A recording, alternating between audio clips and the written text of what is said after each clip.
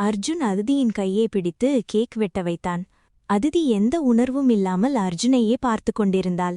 ஒரு சிறு துண்டு கேக்கை எடுத்து அவள் வாயில் வைத்து ஊட்டிவிட்டான்.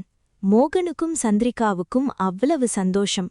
கேக் வெட்டி முடித்த பிறகு அர்ஜுன் ஒரு இருக்கையில் கையில் போனை வைத்து பார்த்து கொண்டே அமர்ந்திருக்க, அவன் அருகில் இருக்கும் இருக்கையிலேயே அதிதியும் அமர்ந்திருந்தாள். சந்திரிகா அவள் தோழிகளுடன் பேசிக் கொண்டிருந்தாள். பிரவீந்திரன் தூரத்திலிருந்து பார்க்க அதிதி அர்ஜுனுடன் அமர்ந்திருப்பதை பார்த்து கடுப்பானவன் அவளை அவன் இருந்த இடத்திலே நின்று அழைத்தான். அர்ஜுனின் கண்கள் போனிலிருந்தாலும் கவனம் முழுவதும் அதிதி மேல்தான் இருந்தது. பிரவீந்திரன் அவளை அழைப்பதை நன்றாகவே கவனித்தான். வேண்டுமென்றே அவள் போட்டிருந்த ஃப்ராக்கின் மீது தனது காலை வைத்து கொண்டான். அதிதி பிரவீந்திரன் அழைத்ததற்கு எழுந்து அங்கே செல்ல பார்க்க அவளின் ஆடையை அர்ஜுன் காலுக்கடியில் இருப்பதை கவனித்து அதை எடுக்க முயற்சி செய்ய அவன் அதை கண்டுகொள்ளது காலால் நன்று அழுத்தியவாறு அமர்ந்திருந்தான். அதிதி அதை எடுக்க முடியாமல் தனது ஆடையை இழுத்து கொண்டிருக்க அர்ஜுன் கோபமாக, ஏய், இப்போ எதுக்கு உட்கார்ந்த இடத்திலே டான்ஸ் ஆடிட்டு இருக்க? அமைதியா உட்கார்ந்திருக்க முடியலையா என்று அதட்டலுடன் கேட்க, அதிதி கப்சிப் என்று அமைதியாக அமர்ந்து தலையை குனிந்து கொண்டாள். இதை பார்த்த பிரவீந்திரன், அதிதி வரமாட்டாள், நாமே சென்று அழைத்து வரலாம் என்று நினைத்து பிரவீந்திரன் அர்ஜுன் அருகில் வந்து, ஹை டாக்டர் அர்ஜுன் என்று பிரவீந்திரன் கை நீட்ட அர்ஜுன் கை கொடுக்காமல் ஹை என்று சொல்லிவிட்டு அமைதியாக இருந்தான். பிரவீந்திரன் உள்ளிருந்த கடுப்பை வெளியே காட்டாமல், அதிதியோட ட்ரெஸ் உங்க காலுக்கடியில சிக்கிட்டு இருக்கு, கொஞ்சம் கால் எடுத்தீங்கன்னா நானும் அதிதியும் டான்ஸ் பண்ண போவோம் என்றான். அர்ஜுனும் குனிந்து தனது காலை பார்த்துவிட்டு அவள் ஆடை மீது இருந்த காலை எடுத்தவன் தனது மற்றொரு கால் மீது கால் போட்டுக்கொண்டு அமர்ந்தான். அர்ஜுனும் பிரவீந்திரனும் பார்வையாலே தீப்பொறி வீசிக் கொண்டிருக்க பிரவீந்திரன் அதிதியின் கையை பிடித்து அழைத்து கொண்டு சென்றான். பாரியும் யாழினியை பார்த்து, என் கூட டான்ஸ் ஆடுவீங்களா என்று கேட்டான். யாழினிக்கு விருப்பமே இல்லை. ஆனால் ஆட்கள் சுற்றியிருந்ததால் வேறு வழியின்றி ஒப்புக்கொண்டு அவனுடன் டான்ஸ் ஆட நின்றாள். அனைத்து ஜோடிகளும் டான்ஸ் ஆட தயாராக நிற்க அதிதியும் பிரவீந்திரனும் சேர்ந்து நிற்பதை பார்த்து அர்ஜுன் கோபம் கொண்டு எழுந்து அவர்களை நோக்கி வந்தான். அர்ஜுன் அவர்கள் அருகில் வரும்போது காஞ்சனா அதிதியின் பிறந்தநாள் விழாவை கெடுப்பதற்காக வெளியே இருக்கும் மின்சாரத்திற்கான மெயின் ஸ்விட்சை ஆஃப் செய்தாள். திடீரென கரண்ட் கட்டாகவும் யாருமே எதுவுமே புரியாமல் நின்றனர். செக்யூரிட்டிகள் என்னவென்று பார்ப்பதற்காக ஓடினார்கள். அதிதி இருள் பயத்தில் தடுமாறிக் கொண்டிருந்தாள். அது நல்ல வாய்ப்பாக அர்ஜுனுக்கு அமைய இருட்டில் முன்னாடி நின்றிருந்த அதிதியை வேகமாக பிடித்து இழுத்து அங்கிருந்த தூணோடு சேர்த்து அழுத்தி பிடித்தவன் அவளின் இதழை வேட்டையாட துவங்கிவிட்டான். அதிதியின் வாய் மொத்தமாக அர்ஜுனின் கட்டுப்பாட்டில் இருக்க அதிதியால் எந்த சத்தமும் கொடுக்க முடியவில்லை. அர்ஜுன் அவளின் இரு இதழ்களையும் பிரித்து உள்ளே இருக்கும் அவளின் நாக்கை கடித்து இழுக்க அதிதி அவனை தள்ளிவிட முயன்று தோற்றுப்போனாள். அர்ஜுன் கண்களை மூடிக்கொண்டு அவளின் இதழ் சுவையை ரசித்துக் கொண்டிருக்க அதிதி அவனை தொட்டு பார்த்தாள். அவன் போட்டிருந்த பிளேசரின் வடிவமைப்பை கைகளாலே உணர்ந்தவள் அர்ஜுனாயிருக்குமோ என்ற சந்தேகம் வரவே அவளின் மனம் இல்லையில்லை, அர்ஜுனாயிருக்க வாய்ப்பே இல்லை. தன்னை தொட்டால் ஏதோ ஒரு அசிங்கத்தை தொடுவது போல நினைப்பவன்தானே அவன். அவன் எப்படி தனக்கு இப்படி ஒரு முத்தத்தை கொடுக்க முடியும்? நிச்சயமாக அர்ஜுனா இருக்க வாய்ப்பே இல்லை என்று அவள் மனம் சொல்லவே, அதே நேரத்தில் தனக்கு முத்தம் கொடுப்பதன் பிரவீந்திரன் இல்லை என்றும் அவளுக்கு தெளிவாக புரிந்தது. அவளின் இதழை காயப்படுத்திவிட்டு தன்னுடைய இதழை விலக்கிக் கொண்டவன் அவள் நெற்றியிலும் முத்தம் கொடுத்துவிட்டு விலகி சென்று விட்டான். அதிதிக்கு என்ன நடந்தது என்றே புரியவில்லை. சிறிது நேரத்தில் அங்கே வெளிச்சம் வந்துவிட அதிதியின் கண்கள் அங்குமிங்கும் அலைபாய்ந்து அவனை தேடிக் கொண்டிருந்தது. ஆனால் அங்கு அவள் சந்தேகப்படும்படி யாருமே இல்லை. அவளால் அர்ஜுனை மறந்தும் கூட இப்படி ஒரு வேலைக்கு சந்தேகப்படமாட்டாள். அவளின் முகபாவனையை ரசித்துக்கொண்டு ஒருபுறம் அமர்ந்திருந்தான் அர்ஜுன். பிரவீந்திரன் அவளிடம் டான்ஸ் ஆட அழைக்க அதிதி மறுத்துவிட்டாள். அவள் முகம் வெளிரி போயிருந்தது. அவள் இருட்டைக் கண்டு பயந்ததால்தான் இப்படி இருக்கிறாள் என்று நினைத்து கொண்டனர். அதிதி வேகமாக தன் அறையை நோக்கி ஓடிவிட்டாள். பார்ட்டியும் முடிந்துவிட அனைவரும் கொண்டாடியதில் அனைவருக்கும் களைப்பாக இருக்க எல்லாருமே உறங்க என்று விட்டனர். அர்ஜுனின் பாட்டி எரிச்சலுடன் அறையில் இருக்க அப்போது ரங்கநாயகியும் காஞ்சனாவும் அவரின் அறைக்கு வந்தனர். அவர்களை பார்த்த அர்ஜுனின் பாட்டி, எதுக்காக இங்க வந்தீங்க, வெளியே போங்க என்று கத்தினார். ரங்கநாயகி வந்த காரியம்தான் முக்கியம் என நினைத்து கொண்டு, கோவப்படாதீங்கம்மா, இன்னைக்கு நடந்தது உங்களுக்கு மட்டும் இல்ல, எங்களுக்கும் தான் கோவம் இருக்கு, அதுக்குதான் ஒரு யோசனை வச்சிருக்கேன் என்றாள். அர்ஜுனின் பாட்டி புரியாமல், என்ன யோசனை என்று கேட்க, என் பொண்ணு காஞ்சனாவ உங்க பேரன் அர்ஜுனுக்கு கல்யாணம் பண்ணி வச்சிடலாம் என்றாள். அர்ஜுனின் பாட்டி கோபமாக, உன் பொண்ணுக்கு என் பேரனை கல்யாணம் பண்ணி வைக்கிறதா? உனக்கு எவ்வளவு தைரியம் இருந்தா இதை என்கிட்டயே வந்து சொல்லுவ என்று கேட்டார். ரங்கநாயகியும் அவரை பார்த்து, போதும் நிறுத்துங்கம்மா, எங்களுக்கும் தோட்டம் துறவுன்னு எல்லாம் இருக்கு, நாங்க ஒன்னும் பிச்சைக்காரங்க இல்ல என்றாள். அர்ஜுனின் பாட்டி ஒரு நக்கல் சிரிப்பை சிரித்துவிட்டு, தோட்டமா? உன் மொத்த சொத்தையும் வித்தா கூட என் ஒரு நாள் செலவுக்கு கூட ஆகாது என்றார்.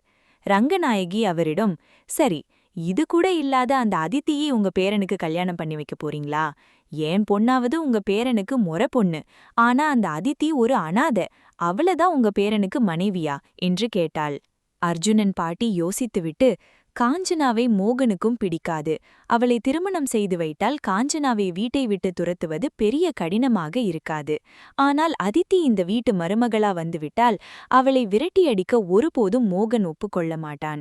இவர்களை வைத்தே அதித்தியை ஒழித்து கட்ட வேண்டும், ஏனென்றால் நேற்று காலை அவர்கள் பார்த்த காட்சி அப்படி என்று மனதிற்குள்ளேயே ஒரு திட்டம் போட்டவர் அவர்கள் முன் ஒரு பொய்யான சிரிப்பை சிரித்துக்கொண்டு ரங்கநாயகியின் யோசனைக்கு சம்மதித்தார்.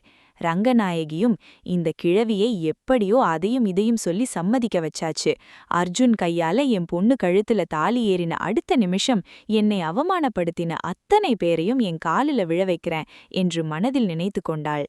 இருவரும் ஒவ்வொரு திட்டம் போட்டு நிறைவேறும் என நினைத்து கொண்டு இருந்தார்கள். நினைப்பதெல்லாம் நடந்துவிட்டால் கடவுளுக்கு அங்கு என்ன வேலை? கடவுள் ஒரு திட்டத்தை அவர்களுக்கு போட்டு வைத்திருந்தார். அடுத்த நாள் அர்ஜுனின் பாட்டி அர்ஜுன் மருத்துவமனைக்கு சென்ற பிறகு மோகனிடம் அர்ஜுன் காஞ்சனா திருமணத்தை பற்றி பேசினார். மோகனுக்கு கோபம்தான் வந்தது. என்ன இதெல்லாம்? டாக்டருக்கு படிச்ச என் பையனுக்கு பள்ளிக்கூடம் கூட போகாத பொண்ணதான் கல்யாணம் பண்ணி வைப்பீங்களா என்று மோகன் கத்த, அர்ஜுனின் பாட்டி, நீ கல்யாணம் பண்ணும்போது படிச்ச பொண்ணா பார்த்துதான் கல்யாணம் பண்ணியா? கல்யாணத்துக்கு பிறகு நீ படிக்க வைக்கலையா? அதே மாதிரி காஞ்சனாவும் கல்யாணத்துக்கு பிறகு படிப்பா என்றார். மோகனுக்கும் சந்திரிகாவுக்கும் இதில் கொஞ்சம் கூட உடன்பாடில்லை. காஞ்சனாவை பற்றி இருவருக்கும் நன்றாகவே தெரியும். அர்ஜுன் அவளை திருமணம் செய்தால் அவன் நிச்சயம் நிம்மதியாக இருக்க மாட்டான் என்று நன்றாக தெரியும். மோகனும் சந்திரிகாவும் சம்மதம் சொல்லாமல் அமைதியாக நிற்க அர்ஜுனின் பாட்டி, உங்க முடிவு யாருக்கு வேணும்? நான் அர்ஜுன் கிட்டயே கேட்டுக்கிறேன் என்று சொல்லி எழுந்து செல்ல, அப்போது அர்ஜுனின் பாட்டியின் மேனேஜர் வந்து அவர் காதில் ஏதோ சொல்ல அர்ஜுனின் பாட்டி தலையை மட்டும் அவனிடம் ஆட்டிவிட்டு சென்றார். அன்று மாலை யாழினியும் அதிதியும் ஹோட்டலில் வேலை செய்து கொண்டிருக்க, அப்போது அங்கு வந்த பிரவேந்திரன் அதிதியிடம் வெளியில் செல்ல வேண்டும் என்று அவளை வற்புறுத்தி அழைத்துச் சென்றான். யாழினி மட்டும் தனியாக அங்கு வேலை செய்து கொண்டிருந்தாள். அதிதியை அழைத்துச் சென்ற பிரவேந்திரன் ஒரு கிளப்புக்கு தான் வந்திருந்தான். அதிதி தயங்கிக் கொண்டே, இங்கெதுக்கு வந்திருக்கிறோம் என்று கேட்டாள். அதற்கு பிரவேந்திரன், நேத்து உன்னோட பர்த்டே இல்ல, அதான் இது என்னோட ட்ரீட் என்றான். அதிதி அணிந்திருந்த சுடிதாரை பார்த்துவிட்டு எல்லாரும் அவளை ஏதோ வேற்று கிரகவாசி போல பார்க்க, பிரவேந்திரன் அவளிடம், இந்த ட்ரெஸ்ல இருந்தா இப்படிதான் பார்ப்பாங்க, இந்தா இதுதான் என்னோட கிஃப்ட், இதை போய் சேஞ்ச் பண்ணிட்டு வா என்றான். அதிதியும் அந்த பார்சலை பிரித்து பார்க்க அது மிகவும் சிறிய அளவு மாடர்ன் உடை.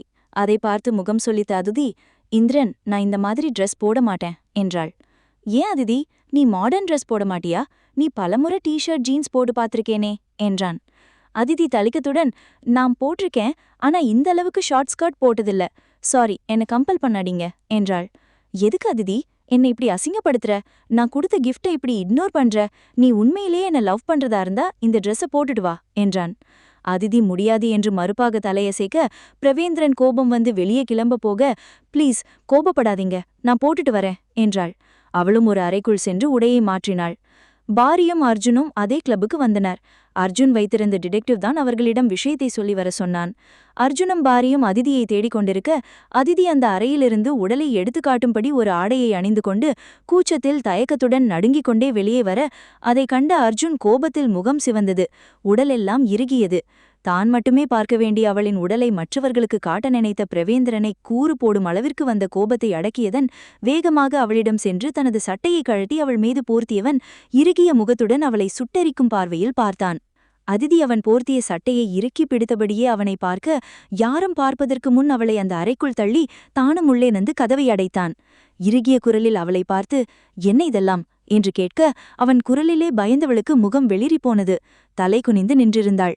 அர்ஜுன் அதே இறுகிய குரலில், பதில் சொல்லு, என்ன இதெல்லாம் என்று கேட்டான். அதிதி பயந்த குரலில், பிரவேந்திரன் கேட்டாரு என்று சொல்ல, அர்ஜுன் கோபம் பெருக்கெடுத்து, அவன் சொன்னா நீ என்ன வேணாலும் செய்வியா என்று கேட்டான். அதிதி அர்ஜுனிடம், அவர் என்னோட நல்லதுக்காக எல்லாமே பண்ணிருக்காரு. அவர் எது பண்ணாலும் அது என் நல்லதுக்காக தான் இருக்கும். அவர்தான் என் மேல உண்மையான பாசம் காட்டினாரு என்றாள். கிழிச்சான், நீ பண்றது எல்லாமே முட்டாள்தனம் அதிதி, நீ ஒரு முட்டாள்தான் என்று அவன் வார்த்தைகளிலே அனல் தெரித்தது. அவ்வளவு கோபம் அவனுக்குள் இருந்தது. கோபத்தில் அவளை நெருங்கி நிற்க அதிதி குறுக்கிக் கொண்டே, அர்ஜுன் சார், தள்ளி நில்லுங்க என்றாள். அர்ஜுன் அவளை பல்லை கடித்துக்கொண்டு பார்த்தவன், ஏன், நான் உன் பக்கத்துல வரது உனக்கு பிடிக்கலையா என்று அவளின் முன்னால் காலடிகளை எடுத்து வைத்துக்கொண்டே கேட்டான். அதிதி பின்னால் நகர்ந்து கொண்டே, ப்ளீஸ் சார், என்கிட்ட வராதீங்க என்றாள். அர்ஜுன் அவளை பார்த்து, ஓ, அப்போ என் முன்னாடியே உன் ட்ரெஸ்ஸ மாத்து என்றான். அதில் அதிர்ந்து போன அதிதி, சார், இப்படியெல்லாம் பேசாதீங்க என்றாள். இத அந்த பிரவேந்திரன் கேட்டிருந்தா செஞ்சிருப்பியா என்று அவன் பேச, அதிதி கண்களை மூடி தன் காதுகளை இரு கைகளாலும் பொத்திக்கொண்டு, அர்ஜுன் என்று கத்தினாள். அவளுக்கு தான் போட்டுவிட்ட சட்டையை பிடித்து இழுத்து அவளை தன் நெஞ்சோடு சேர்த்து நிறுத்தவன், அர்ஜுன் தாண்டி, உன் முன்னால நிற்கிறது உனக்கு பிடிக்காத அர்ஜுன்தான். ட்ரெஸ்ஸ நீ கழற்றியா இல்ல நான் கழட்டிடுமா என்றான். அதிதி தன் இரு கைகளையும் கூப்பி, ப்ளீஸ், இப்படியெல்லாம் பண்ணாதீங்க, என்னை விட்டுடுங்க என்று அழுது கொண்டே கேட்டாள். உன் கண்ணீரை பார்த்து நான் பழக்கப்பட்டுட்டேன்டி, நீ அழுதா என் மனசு இறங்கிடும்னு நினைக்காத. ட்ரெஸ்ஸ கழட்டு, நேத்து என் கைப்பட்ட இடத்தை இன்னைக்கு என் கண்ணு பார்க்கணும் என்றான். அதிதி அழுதபடி தலை குனிந்து கொண்டே, அப்படி உன்னு நடந்தா நான் செத்துடுவேன் என்று சொன்னாள். அப்படிங்களா மேடம், அதுதான் எனக்கும் வேணும். அதுவும் நீ என் கையால தாண்டி சாகணும். உனக்கு இங்கே அவன் கூட வர அளவுக்கு தைரியம் கூடிடுச்சா என்று சொல்லிக்கொண்டே அந்த சட்டையை பிடித்து இழுக்க அந்த சட்டை கிழிந்து அதில் இருக்கும் பட்டன்கள் எல்லாம் தெரித்து விழுந்தது. அதிதி அர்ஜுனை தள்ளிவிட்டு சுவரின் பக்கம் திரும்பி சுவரோடு சுவராக அவனுக்கு முதுகை காட்டியபடி நின்றாள். அர்ஜுன் அவளை பார்த்து, அதிதி, நீயே உன் ட்ரெஸ்ஸ கழட்டிடு, திரும்பவும் உன் மேல என்ன கை வைக்க செய்யாத என்றான்.